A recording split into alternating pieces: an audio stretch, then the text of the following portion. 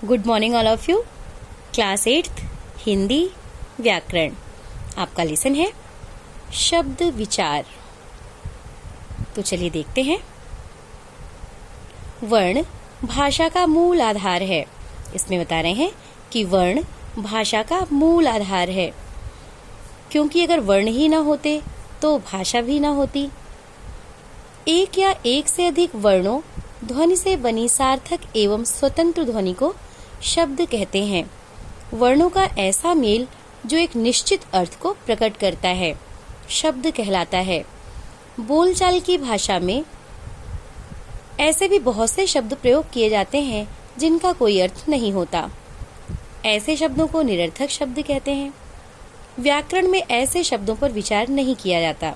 बता रहे हैं कि जो निरर्थक शब्द होते हैं उनका व्याकरण में उन शब्दों पर विचार नहीं किया जाता।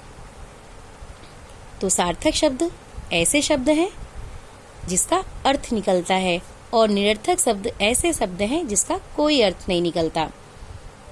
तो देखिए, दो या दो से अधिक वर्णों के मेल से बनने वाले सार्थक तथा स्वतंत्र ध्वनि समूह को शब्द कहते हैं। आगे देखिए, शब्द भाषा की स्वतंत्र इकाई है। शब्दों के बिना भाषा का कोई अस्तित्व नहीं है। इसमें बता रहे हैं कि शब्दों के बिना भाषा का कोई अस्तित्व नहीं है। भाषा बिना शब्दों के अधूरी है।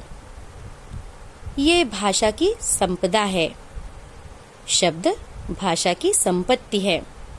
प्रत्येक शब्द किसी न किसी भाव या विचार को प्रकट करता है और उसका वाक्य में अपना एक स्थान होता है, क्योंकि सार्थक शब्दों से ही वाक्य बनते हैं और हर शब्द का अपना अपना अलग अर्थ निकलता है।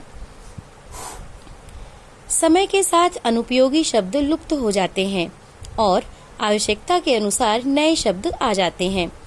किसी भी भाषा के शब्द समूह को उसका शब्द भंडार कहते हैं। हिंदी भाषा उस समुद्र के समान है जिसमें अनेक शब्दों की नदियां आकर मिलती हैं। बता रहे हैं कि हिंदी भाषा ऐसे समुद्र के समान है जिसमें अनेक शब्दों की नदियां आकर मिलती हैं। अनेक भाषाओं के शब्द आके मिलते हैं हिंदी भाषा में। हमारे देश पर अनेक शासकों ने शासन किया। उनकी भाषा के बहुत से शब्द हिंदी में अपना लिए गए। आज बहुराष्ट्रीय कंपनियों द्वारा व्यापार के लिए भारत आने के कारण बहुत से नए शब्द हमारी भाषा में आ गए हैं। भाषा कुछ शब्द आवश्यकता के अनुसार स्वयं गढ़ती है। गढ़ती है मतलब बनाती है। तो भाषा कुछ शब्द आवश्यकता के अनुसार स्वयं बनाती है और कुछ विदेशी भाषाओं से आ जाते हैं। तो चलिए अब हम देखते हैं इसके आगे शब्दों का वर्गीकरण।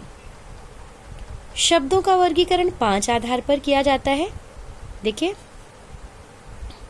शब्दों के वर्गीकरण का आधार पहला है स्रोत, दूसरा है अर्थ, तीसरा है प्रयोग और चौथा है रचना, पांचवा है व्याकरणिक प्राकार्य। तो सबसे पहले हम देखते हैं स्रोत के आधार पर। देखिए, स्रोत का अर्थ है मूल या उद्गम स्थान। उद्गम स्थान, उत्पत्ति स्थान भी हम कह सकते हैं। स्रोत का अर्थ है मूल या उत्पत्ति स्थान। कोई शब्द भाषा में कहाँ से आया, किस रूप में स्वीकार किया गया, या किसी अन्य भाषा के शब्द के साथ मिलकर मूल शब्द ने एक नया रूप बना लिया। इस आधार पर शब्दों का वर्गीकरण स्रोत के आधार पर वर्गीकरण कहा जाता है। स्रोत के आधार पर शब्दों को 5 वर्गों में बांटा गया है। तो देखिए कौन कौन से हैं। तत्सम शब्द, तद्भव शब्द, देशज शब्द, विदेशी शब्द और संकर शब्द। तो आज बस इतना ही। आगे कल आज आपका होमवर्क है, क्वेश्चन नोट करिए। शब्द किसे कहते हैं?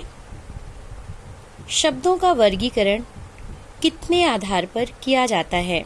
उदाहरण सहित स्पष्ट कीजिए। तो आपका आंसर होगा, पहले तो आप शब्द की परिभाषा बताएंगे और इसके बाद फिर हेडिंग डालेंगे शब्दों के वर्गीकरण का आधार। तो उसमें ये पांचों के नाम बताएंगे और फिर एक एक की परिभाषा बताते हुए उसके भेदों का उल्लेख भी करेंगे और सबके दो दो उदाहरण भी लिखेंगे। Thank you.